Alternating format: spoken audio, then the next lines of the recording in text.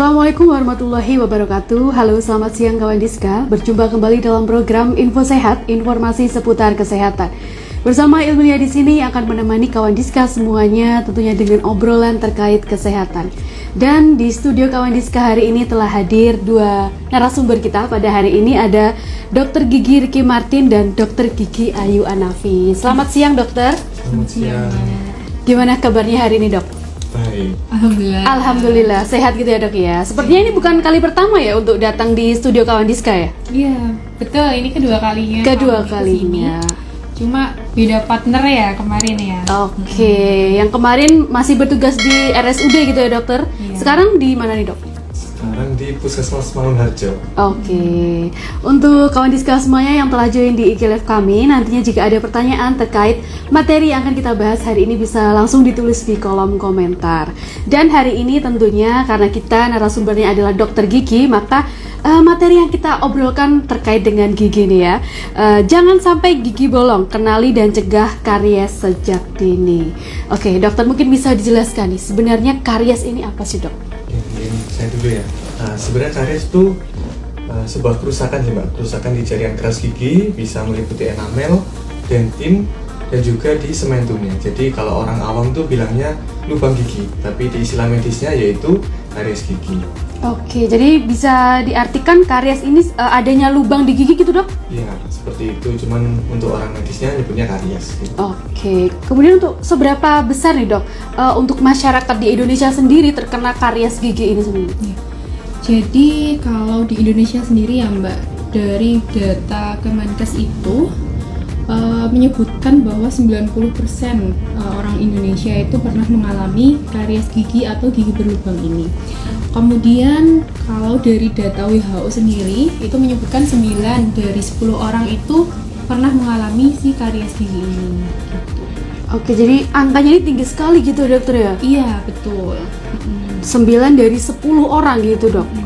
Oke, kemudian untuk penyebab nih dok, penyebab dari terjadinya karies gigi ini sendiri apa nih dok? Kalau penyebabnya itu sebenarnya ada 4 faktor. Yang pertama yaitu ada host atau dari giginya sendiri, kemudian ada substrat yaitu ada makan makanan yang manis, kemudian ada waktu, dan juga ada mikroorganisme dari bakteri. Nah, jadi itu perjalanan dari karies atau gigi lubang yaitu dimulai ketika ada sisa makanan nih yang nempel di gigi yang tidak dibersihkan dalam kurun waktu yang lama. Jadi mereka akan menjadi seperti karang gigi atau menjadi plak dan kalkulus. Nah, fungsi dari plak dan kalkulus ini sebagai tempat dari bakteri untuk berkembang biak. Jadi fungsinya dari karang ini sudah menempel di gigi, akhirnya ditambah dengan bakteri. Bakteri ini menurunkan keasaman dari gigi tersebut, sehingga gigi ini lebih mudah mineralnya keluar dari giginya. Jadi lebih rentan untuk lubang itu. Oke, jadi penyebabnya salah satunya juga adalah karena makanan gitu ya dokter ya? Makan makanan yang manis gitu dok? Nah, karena makanannya yang manis yang paling disukai sama bakteri itu. Gitu ya. Seperti contohnya kayak karbohidrat, ada nasi. Makanya kayak nasi kan banyak karbonya, terus juga kayak permen gitu yang lebih banyak dari kandungan glukosanya. Oke, jadi kalau misalkan banyak nih ya yang beranggapan kalau yang manis-manis ini cuma coklat gitu ya, padahal nasi juga ini juga termasuk kategori manis juga gitu dokter ya. Oke, kemudian untuk gejala dan tandanya nih dok dari karies gigi sendiri ini apa nih dok? Jadi karies gigi sendiri itu ada gejalanya ya. Mungkin masyarakat itu menilai bahwa giginya itu lubang itu kalau sudah lubang besar atau apa ya, kalau sudah hampir habis lah giginya. Masyarakat menyebut itu gigi saya lubang dan baru dibawa ke dokter gigi gitu ya, atau pergi ke puskesmas untuk periksa. Padahal karies gigi ini tanda awalnya bisa seperti adanya white spot atau bercak putih yang ada di gigi. Kemudian setelah itu adanya warna hitam yang ada di gigi. Jadi dari bakteri tadi dia kan bisa merusak si struktur dari giginya tadi. Jadi nanti warnanya bisa berwarna coklat gitu ya mbak ya. Nah nanti kalau misalnya lama kelamaan akhirnya giginya tadi bisa berlubang semakin besar kayak gitu. Jadi tanda pertamanya adalah bisa muncul white spot atau bercak putih tadi. Kemudian bisa tambah lagi, misal orang ini ngerasa ngilu pada giginya. Mungkin kalau misalnya makan minum dingin, kemudian merasa ngilu kayak gitu. Nah, itu bisa jadi gejala awal dari adanya si karies gigi. Oke, jadi ada beberapa gejala dan tandanya gitu ya dokter ya. Mungkin ada banyak orang juga yang beranggapan kalau giginya berlubang besar nih baru diperiksakan gitu ya dokter ya. Padahal ini salah ya dokter ya? Ya sebenarnya kalau misalnya lubang besar akhirnya diperiksakan juga nggak salah ya Mbak ya, karena akhirnya sadar karena sudah gigi, sakit gitu ya. Tapi lebih baik memang kalau misalnya lubangnya masih kecil itu segera dibawa ke dokter gigi gitu. Oke, walaupun belum ada keluhan seperti nyeri gitu ya dokter ya. Betul. Karena memang kalau misalnya giginya berlubang itu masih kecil atau masih superficial ya, kita nyebutnya kariesnya itu masih superficial, dia masih ada di lapisan enamel. Enamel itu paling luar dari gigi. Nah, itu biasanya memang tidak menimbulkan gejala. Nah, ini siapa yang bisa melihat ini? Ya, dokter gigi. Makanya kebanyakan masyarakat datang ke dokter gigi kalau giginya sudah berlubang besar. Oke, mungkin harus dibenahi kembali gitu ya pola pikirnya untuk kondisikan ya. Kalau misalkan sakit gigi jangan sampai nunggu sampai nyeri gitu ya dokter ya, sampai menjalar ke kepala gitu ya. Kalau misalkan sudah ada mungkin lubang sedikit gitu bisa langsung datang ke fasilitas layanan terdekatnya di puskesmas gitu. Oke. Kemudian tuh pencegahan nih dokter. Pencegahan dari karies gigi ini sendiri gimana nih dok? Untuk pencegahannya ini ada beberapa langkah yang bisa untuk mengurangi dari resikonya dari gigi lubang. Yang pertama itu sikat gigi 2 kali sehari. Terus sikat gigi yang benar yaitu pagi setelah makan dan malam sebelum tidur. Kemudian juga bisa kita ini mengurangi makan makanan yang manis dan lengket. Nah, tapi kita tetap tidak mencegah dari konsumsi makan makanan yang manis dan lengket, yaitu dengan cara setelah konsumsi makan makanan yang manis dan lengket, yaitu kita bisa berkumur tuh menggunakan air putih. Kemudian juga bisa menggunakan benang gigi atau biasa kita sebut dental floss. Nah, kemudian setelah dental floss yaitu juga bisa kita rajin kontrol untuk membersihkan karang gigi tuh, yaitu ke dokter gigi selama 6 bulan sekali. Dan yang paling terakhir yaitu kita juga bisa menggunakan obat kumur tuh. Jadi kita rutin menggunakan obat kumur. Oke, yang paling penting adalah gosok gigi 2 kali ya dok, wajibnya ya dok ya. Setelah makan atau setelah sarapan dan malamnya sebelum tidur.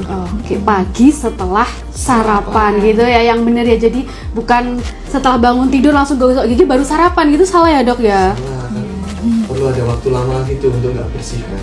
Di antara minggu pagi sampai malamnya kan nanti asamnya lebih tinggi lagi. Oke. Ini dok, ada pertanyaan yang sudah masuk nih dok. Saya bacakan nih dari Dedi@Dermawan ya. Dok mau tanya cara preventif untuk mencegah karies bagi orang perokok. Ya. Jadi untuk mencegah karies bagi perokok ya, sebenarnya kurang lebih sama untuk mencegah karies pada orang umum ya, seperti yang dijelaskan sama dokter Riki tadi. Yang paling penting adalah menggosok gigi tadi. Menggosok gigi sehari 2 kali, pagi setelah sarapan dan juga malam sebelum tidur tadi. Kemudian yang penting juga tadi kontrol ke dokter gigi ya, tiap 6 bulan sekali. Oke, jadi kita bukan sih yang tidak bisa menggunakan obat kumur tuh, karena kan kita ibaratnya kalau orang umum aja nih beresiko kena karies gigi atau gigi lubang, ditambah ada faktor predisposisi yang dimana dia itu menambah resiko untuk terjadinya suatu penyakit tadi itu. Makanya dia harus lebih aware. Kalau mungkin orang awam ke dokter giginya 6 bulan sekali, mungkin kalau perokok bisa 4 bulan, 5 bulan atau 3 bulan bahkan lebih sering ke dokter gigi untuk kontrol, untuk membersihkan karang seperti itu. Karena gini, biasanya gigi pada orang perokok itu lebih banyak stainnya Pak. stain ini apa nih dok? Stain itu kayak noda gitu, noda yang ada di gigi. Nah itu harus rutin kontrol juga ke dokter gigi. Jadi sekalian untuk membersihkan karang giginya tadi, terus sekalian kita bersihkan stainnya tadi. Oke, jadi mungkin frekuensi untuk kontrol ke dokter giginya nih ya yang harus ditambah gitu ya, untuk khususnya untuk bagi para perokok gitu ya dok ya. Oke, semoga jawabannya bisa membantu gitu ya untuk nih Mas Dedi gitu ya. Oke, tadi disebutkan dari dokter Ricky tadi ya, salah satunya adalah menggunakan benang gigi gitu dok ya. Mungkin bisa dijelaskan cara penggunaan dari benang gigi ini sebenarnya gimana? Ya, jadi benang gigi itu sendiri sebenarnya ada macamnya ya kak ya.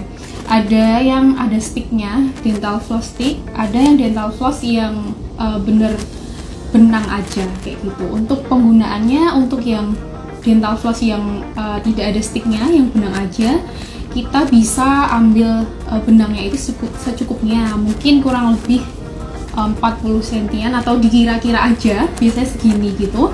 Kemudian kita ikatkan pada jari telunjuk kita, kedua sisi, jari telunjuk kanan dan jari telunjuk kiri kita kaitkan, kemudian kita masukkan ke dalam sela-sela gigi kita satu persatu ya, membentuk kayak huruf C gitu. Jadi dimaju mundurkan. Dimaju mundurkan, kita bersihkan sela-sela per gigi. Jadi nggak hanya satu sisi aja, tapi semua sisi gitu. Kemudian kalau yang dental floss yang ada sticknya, yaitu kita tinggal pegang sticknya aja, terus ya udah diposisikan di sela-sela giginya tadi gitu. Jadi untuk benang gigi ini kegunaannya di sela-sela gigi gitu ya dokter ya? Iya, betul. Yang sulit dijangkau dengan sikat gigi gitu ya dokter ya? Karena sikat gigi aja itu kan kadang kalau misalnya giginya berdesakan itu kurang menjangkau gitu ya untuk pembersihan gigi secara maksimal. Jadi kita perlu dental floss. Oke, untuk benang gigi bisa didapatkan di mana nih dok? Saya agak nggak tahu gitu ya kalau misalkan beli benang gigi di mana? Di apotik atau di mana nih dok? Di apotik ada, di online shop juga ada. Mungkin di udah nggak boleh. Di supermarket ada juga. Yang gampang ditemuin lah. Oke, jadi bisa didapatkan di mana saja gitu ya, di apotik apalagi gitu, pasti ada gitu ya. Oke, kemudian kita masuk ke mitos atau fakta gitu ya dokter ya. Nah, mitos atau fakta, karies bisa sembuh sendiri kalau rajin sikat gigi? Mitos sih, karena karies ini sebenarnya atau gigi lubang tidak bisa sembuh sendiri, karena di dalamnya juga udah ada bakteri itu yang masuk ke dalam, yang mungkin kita pun belum tentu bisa ngeliat seberapa dalamnya pun. Kadang tuh ada lubang yang kecil, tampak dari luar kecil, cuman ketika udah dibersihkan dia tampaknya besar. Lah mungkin kenapa jawabnya mitos, karena sikat gigi cuma bisa mencegah, tapi tidak bisa mengembalikan dari gigi yang lubang itu. Oke, jadi kalau misalkan ada iklan pasta gigi yang bisa mencegah atau mengobati gigi berlubang nih, berarti nggak benar ya dok ya? Sebenarnya bukan nggak benar, cuman kan ada disebutkan dokter Ayu tadi, tanda-tanda dari gigi lubang itu namanya white spot. Jadi kayak ada bercak putih. Ketika masih bercak putih, dia masih mengalami proses demineralisasi, yaitu masih penurunan pH tadi aja. Jadi itu mungkin masih bisa dicegah dengan pasta gigi. Tapi sedangkan kalau sudah benar-benar gigi ini mengalami lubang, dia harus hanya bisa ditambah di dokter gigi. Oke, jadi kalau misalkan sudah ada lubang gitu ya, jalan satu-satunya adalah datang ke dokter gigi gitu ya dok ya. Oke, kemudian kita masuk mitos dan fakta yang kedua nih dok.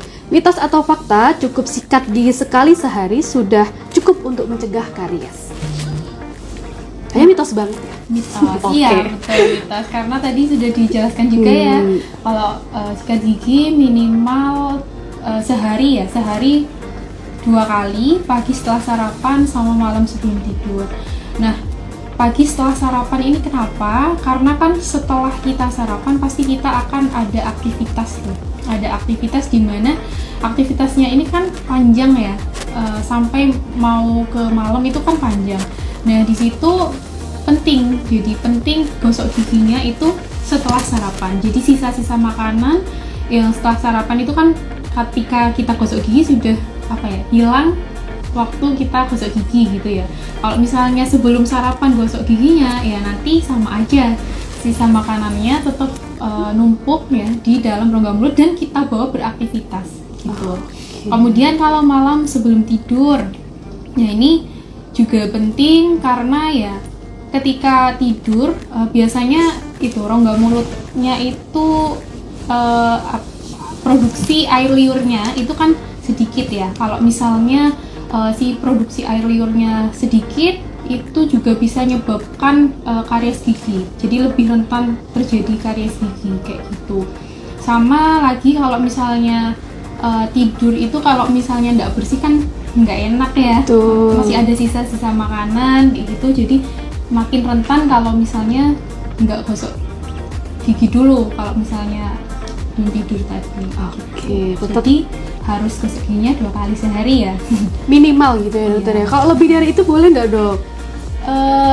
2 kali sehari aja. 2 kali sehari aja. Pagi setelah sarapan sama malam sebelum tidur. Oke, mungkin wajibnya itu ya dokter ya. Kemudian kalau menggunakan obat-obat kumur gitu dokter, ini sebenarnya diperbolehkan kan dok? Nggak apa-apa gitu ya? Ada yang menyebutkan bisa merusak gigi gitu, gimana nih dok? Sebenarnya obat kumur ini nggak apa-apa digunakan, cuman ada frekuensinya yang tidak boleh terlalu sering karena sebenarnya di dalam rongga mulut ini ada kayak flora normal. Jadi kayak ada beberapa flora normal yang emang lumayan bermanfaat tuh buat dari kesehatan dari rongga mulutnya. Sedangkan kalau seumpama terlalu sering digunakan nanti bisa menghilangkan dari flora normal di dalam rongga mulut ini. Gitu. Oke, jadi bisa digunakan asalkan dengan Sesuai aturannya. sesuai dengan anjuran gitu ya. Oke, ada pertanyaan masuk lagi nih dok ya. Saya bacakan ya. Mau tanya dok, mungkin ada tips memilih pasta gigi atau odol yang bagus, terutama bagi gigi orang yang mempunyai stan yang melekat itu tadi. Stay. Ya, stain. Oke, nulisnya stan nih dok. Saya salah iya. nyebutnya gitu ya. Oke. Jadi untuk pasta gigi yang direkomendasikan adalah pasta gigi yang memiliki kandungan fluoride ya, karena dia itu tadi yang udah kami singgung juga sedikit, pasta gigi yang mengandung fluoride itu bisa mencegah gigi berlubang kayak gitu. Kalau stain itu nggak bisa dicegah ya kalau stain ya dok ya. Jadi Stain lumayan sulit ya kalau sudah pasta gigi, mungkin ada beberapa kandungan juga ya yang harus dianu. Sebenarnya kalau setahu saya selama ini mungkin ada pasta gigi yang ada nggak charcoal gitu, itu mungkin sedikit rekomendasi sesuai dengan iklannya juga siapa pasta giginya kalau lumayan berpengaruh ke yang untuk rokok atau kopi seperti itu. Cuman untuk pembersihannya sendiri tetap wajib melakukan scanning ke dokter gigi. Oke, jadi untuk pasta giginya berfluoride gitu ya dokter ya. Jangan diutamakan yang berasa-rasa gitu ya. Mungkin rasanya stroberi dipilih yang itu gitu ya. Tetap harus memilih yang disarankan oleh dokter gitu tadi. Oke, kemudian kita masuk ke mitos dan fakta yang ketiga. Gigi susu yang bolong nggak apa-apa, nggak perlu dirawat, toh nanti ganti gigi permanen. Mitos atau fakta? Mitos. Mitos. Oke, penjelasannya dok? Penjelasannya karena tadi kan pertanyaannya kenapa gigi susu ini perlu dirawat nggak kalau udah lubang kan ya? Mitos karena sebenarnya itu juga berpengaruh ke gigi permanennya. Jadi kita ibaratkan gini, kalau selama gigi susunya di atas, kemudian ada gigi dewasa. Ketika gigi susunya ini mengalami lubang, mau nggak mau dari bakteri ini juga akan masuk ke gigi permanen atau gigi dewasanya. Si bakterinya akan juga berpengaruh dari gigi yang dewasa. Itu yang pertama. Yang kedua yaitu juga berpengaruh dari segi dehidrasi dari pasiennya, di mana pasien yang mengalami gigi sakit mau tidak mau dia akan pasti mengurangi makan, mengurangi minum, di mana anak kecil kan masa pertumbuhan, dia membutuhkan gizi yang cukup. Dan yang ketiga juga berpengaruh pada fungsi fonetis atau fungsi bicara. Kita bayangin aja kalau kita ini nggak punya gigi depan, kayak kita mau ngomong S, R, kan kita nggak bisa tuh bilang kan, kayak nggak ada tatapannya lah ibaratnya dari lidahnya itu. Makanya seumpama gigi susu atau gigi susu harus ketika lubang harus dirawat, jangan sampai giginya ini sampai hilang gitu. Oke, kalau untuk anak sendiri pertama kali harus dibawa ke dokter gigi ini pada umur berapa nih dok sebenarnya, atau pada usia berapa gitu?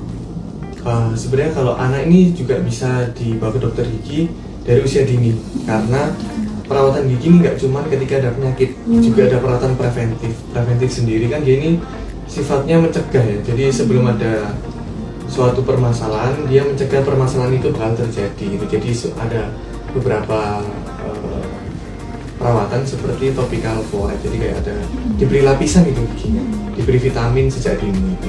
Oke, jadi mengenalkan untuk kesehatan gigi dan mulut ini sejak dini gitu ya dokter ya. Jadi bukan hanya pada saat gigi anak sudah mengalami sakit baru dibawa ke dokter gitu. Oke, kemudian lanjut nih dok, untuk mitos dan fakta selanjutnya.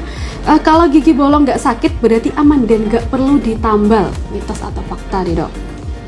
Mitos. Oke. Soalnya tadi juga sudah disebutkan kalau misalnya gigi berlubangnya itu masih di permukaannya aja, itu memang tidak ada gejalanya ya, nggak sakit gitu. Nah, tapi kita tetap harus ke dokter gigi untuk ngecek giginya tadi. Kemudian biasanya kalau misalnya giginya nggak sakit tapi dari tampaknya, dari tampilannya itu sudah giginya berlubang besar, nah itu bisa aja dia itu nanti kalau misalnya tidak dirawat, dia bisa menyebabkan masalah lainnya seperti contohnya bisa aja abses keluar nanah tuh di gusinya, di giginya.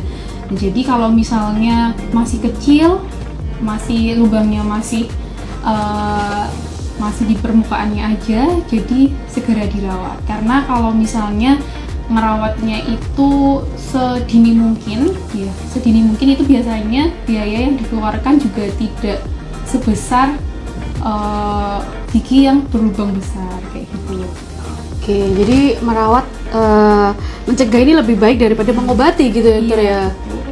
Oke, kemudian kalau giginya sudah terlanjur besar gitu dok, bolongnya besar gitu ya, lebih baik ditambal, perawatan salur akar atau langsung dicabut nih dok? Nah, ini tergantung kerusakannya sampai mana dulu. Kalau misalnya giginya itu masih bisa ditambal, ya nanti dilakukan perawatan ditambal. Kemudian kalau misalnya gigi berlubangnya itu sudah sampai ke pulpa, atau pulpa itu isinya adalah saraf dan juga pembuluh darah, dia itu harus dilakukan namanya itu perawatan saluran akar. Tapi kalau misalnya nih giginya sudah hopeless, sudah tidak bisa dipertahankan, nah itu baru dilakukan pencabutan. Jadi untuk perawatannya ini bertahap. Oke, sesuai dengan kondisinya gitu. Kondisinya. Oke. Mungkin nambahin sedikit juga, mungkin kalau beberapa orang tuh bakal mikir kan, kalau semama gigi saya lubang itu dicabut aja mungkin masalahnya selesai. Itu juga nggak selesai menurut saya, karena ketika giginya ini dicabut sedangkan tidak diganti oleh gigi tiruan, justru akan menimbulkan masalah baru tuh. Seperti ketika kita ibaratkan giginya ada yang hilang satu, mau nggak mau di gigi yang sebelahnya ketika makan kan kena gaya, akhirnya dia akan miring gini. Dia kan kayak miring ke arah tempat yang kosong. Begitu juga gigi lawannya, dimana ketika gigi berfungsi oklusi atau menggigit, yaitu ketika ada pasangannya. Dan kalau salah satu dicabut, maka gigi yang lawannya kan nggak punya pasangan tuh, maka dia akan mendorong ke arah atas. Jadi akan menimbulkan masalah baru justru. Oke, kembali lagi sesuai dengan kondisi gigi masing-masing gitu ya dokter ya, dan sesuai dengan anjuran dari dokter sendiri gitu ya. Karena kadang mungkin masyarakat berpikiran kalau giginya sudah sakit sekali gitu, solusinya adalah dengan mencabut, padahal tidak seperti itu gitu ya dokter ya. Oke, kemudian dok, untuk tadi disebutkan salah satu penyebab dari kerusakan gigi ini adalah pola makan gitu ya. Kalau sekarang ini itu banyak sekali Gen-Z gitu yang suka minum kopi gitu dokter ya. Ada nggak sih dok hubungannya untuk kesehatan gigi dan mulut dan frekuensi minum kopi yang terlalu berlebihan? Gitu? Berpengaruh sih, karena kita tahu kan kayak sekarang tuh makanan tuh lebih mengutamakan rasa ya, jadi lebih ke arah dia nggak kurang memperhatikan kayak dari segi gulanya gimana, kandungan gulanya atau kandungan beberapa bahannya gitu lah. Salah satu yang bikin tadi di awal sudah disebutkan kalau yang bikin dari gigi lubang yaitu gula. Nah, sedangkan di kopi sendiri kan banyak kandungan gulanya, itu juga ada kayak sirupnya atau pemanisnya gitu. Nah, kalau untuk Gen Z sekarang, kalau semua kita ini habis makan atau jajan di luar tuh yang manis-manis atau yang lengket-lengket, bisa minimal kumur air putih. Jadi untuk menetralisir gitu. Jadi setelah makan yang manis, makan yang lengket, yang pedas gitu ya, bisa dinetralkan dengan air putih. Jangan malah minum-minum kayak es teh jumbo gitu ya dokter ya, atau yang boba-boba gitu malah menambah lagi gitu ya dokter ya. Oke, kemudian nih dok, hubungan kesehatan gigi dengan kepercayaan diri dan kualitas hidup ini sebenarnya ada nggak sih dok? Pasti ada ya, karena yang pertama adalah Mulut ya, rongga mulut ini kan pintu utama masuknya makanan ke dalam tubuh. Jadi kalau misalnya rongga mulut kita sehat, pasti nutrisi yang masuk ke dalam tubuh juga tercukupi. Jadi kesehatan kesehatan tubuh secara keseluruhan ini juga bagus kalau misalnya tadi rongga mulut kita sehat juga. Oke, jadi tetap hubungannya erat sekali gitu ya dokter ya. Jadi antara rongga mulut dan kesehatan tubuh secara keseluruhan ini tidak bisa dipisahkan, satu kesatuan. Oke, gitu. Dari dokter Riki ada yang ditambahkan lagi? Untuk pesannya mungkin ini sih, mungkin ya jangan sepelein setiap penyakit karena bisa berhubungan dengan penyakit-penyakit yang lain. Jadi kayak gimana ya? Kalau kita minimal merawat gigi, kita minimal nggak merusak dari fungsi gigi yang pertama. Dan juga kita juga sudah dijelaskan oleh Dokter Ayu, kita juga tetap menjaga estetik dari kitanya sendiri gitu. Oke, jadi jangan disepelekan gitu ya kesehatan gigi dan mulut gitu ya. Untuk pesannya lagi mungkin Dokter Ayu ada yang menambahkan pesannya untuk kawan Diska semuanya nih ya terkait materi hari ini gitu. Pesannya sayangi gigimu, jangan lupa kontrol ke dokter gigi tiap 6 bulan sekali. Itu aja. Oke, pesannya sayangi gigimu gitu ya, jaga juga hatimu gitu ya. Terima kasih dokter untuk kehadirannya di studio Kawan Diska hari ini untuk berbagi informasi kepada Kawan Diska semuanya. Untuk Kawan Diska semuanya, jangan lupa untuk follow channel YouTube kami di Kawan Diska 5145. Ilmilia pamit undur diri. Assalamualaikum warahmatullahi wabarakatuh.